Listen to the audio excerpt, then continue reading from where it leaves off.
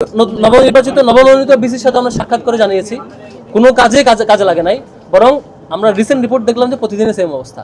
তো আজকে আমরা জানাতে আসছি যে অতি দ্রুত প্রত্যেকটা অফিসে ফিঙ্গারপ্রিন্টের ব্যবস্থা করা হবে। এই দাবিটা আমরা জানাতে চাই, যাতে করে কোন স্টাফ কখন আসছেন কখন যাচ্ছেন প্রত্যেকটা জিনিস যাতে ওই সফটওয়্যারে মেনটেন করা হয় এবং এটা অটো মেনটেন করা যায়, এখানে যাতে কোনো ফাঁকি ঝুঁকি দিতে না পারে। দ্বিতীয় ব্যাপার হচ্ছে জবাবদিহিতা কেন করা হয় না এতদিন, কি জটিলতা উনি ফেস করছেন সে বিষয়ে আমরা জানতে চাইবো।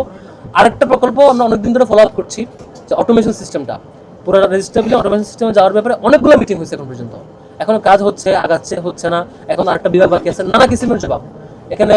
তো সেটা কতদূর আগে ওনার কাছে ফলো আপ করবো, আর এটা ভালোভাবে সুপারভাইজ করতেছেন প্রভিসি অ্যাডমিন ম্যাম, ওনার কাছ থেকে আমরা জিজ্ঞেস করতে যাবো যে উনি কতটুকু এটা হয়েছে।